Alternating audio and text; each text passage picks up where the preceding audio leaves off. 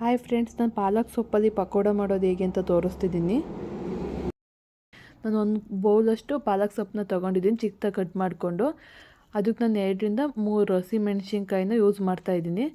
ಜಾಸ್ತಿ ಏನು ಹಾಕೊಳಕ್ಕೆ ಹೋಗ್ಬಾರ್ದು, ಖಾರ ಆಗುತ್ತೆ. ನಾನು ಒಂದು 3ರಿಂದ 4 ಅಷ್ಟೇ ಯೂಸ್ ಮಾಡ್ತಿರೋದು.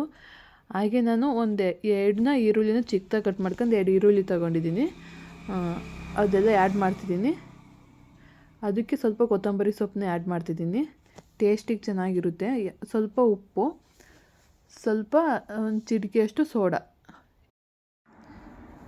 ಜೊತೆಗೆ 1 ಕಪ್ ಕಡಲೆ ಹಿಟ್ಟು ಅಷ್ಟೇ ನಾನು ತೊಗೊಂಡಿರೋದು. ನಾನು ಇದೆಲ್ಲ ನೀಟಾಗಿ ಮಿಕ್ಸ್ ಮಾಡ್ತಿದ್ದೀನಿ. ನೀಟಾಗಿ ಮಿಕ್ಸ್ ಮಾಡ್ಕೊಬಿಟ್ಟು ಒಂದ್ಸಲಿ ಆಮೇಲೆ ನೀರು ಹಾಕ್ಬಿಟ್ಟು ಕಲಿಸ್ಬೇಕು.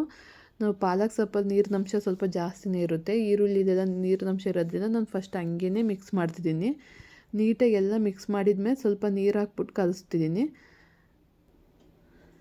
ನೀಟಾಗಿ ನೀರಾಗಿ ಕಲಿಸಿದ್ದೀನಿ ನೋಡಿ, ಈ ಥರ ಆಗಿದೆ. ನಾನು ಇವಾಗ ಇದನ್ನು ಎಣ್ಣೆಗೆ ಹಾಕ್ತಿದ್ದೀನಿ.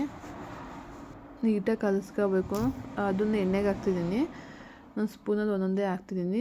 ಅದು ಜಾಸ್ತಿ ದಪ್ಪ ಹಾಕಕ್ಕೆ ಹೋಗಬೇಡಿ. ಜಾಸ್ತಿ ದಪ್ಪ ಆದರೆ ಸ್ವಲ್ಪ ನೀಟಾಗಿ ಬೇಯಲ್ಲ ಒಳಗಡೆ ಎಲ್ಲ. ಚಿಕ್ಕದಾಗಿ ಹಾಕಿದರೆ ಪಾಲಕ್ ಸೊಪ್ಪು ಸ್ವಲ್ಪ ಎಣ್ಣೆಲಿ ಫ್ರೈ ಆದರೆ ಟೇಸ್ಟು ಕೂಡ ಚೆನ್ನಾಗಿರುತ್ತೆ. ಚಿಕ್ಕದಾಗಿ ಬೇಯಿಸ್ಬೇಕು.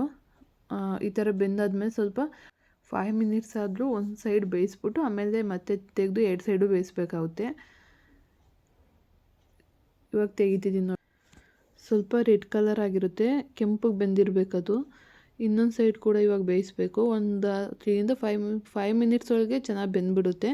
ಈ ಕಲರ್ ಬಂದಿದೆ ನೋಡಿ, ಈ ಥರ ಕಲರ್ ಫುಲ್ ರೆಡ್ ಕಲರಾಗಿ ಬೆಂದಿದ್ರೆ ಫುಲ್ ಬೆಂದಿದೆ ಅಂತ ತೆಗೆದುಬಿಡ್ತೀನಿ ನೋಡಿ. ಇವಾಗ ಜಾಸ್ತಿನೇನು ಬೇಯಿಸೋದೇನು ಬೇಡ.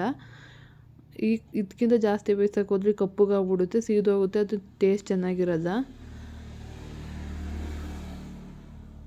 ಈ ಥರ ಬಂದಿದೆ ಚೆನ್ನಾಗಿ. ಈ ಥರ ನೋಡಿ, ಫುಲ್ ಎಲ್ಲ ನೀಟಾಗಿ ಬೆಂದಿದೆ. ಇವಾಗ ಇಷ್ಟು ನೋಡಿ,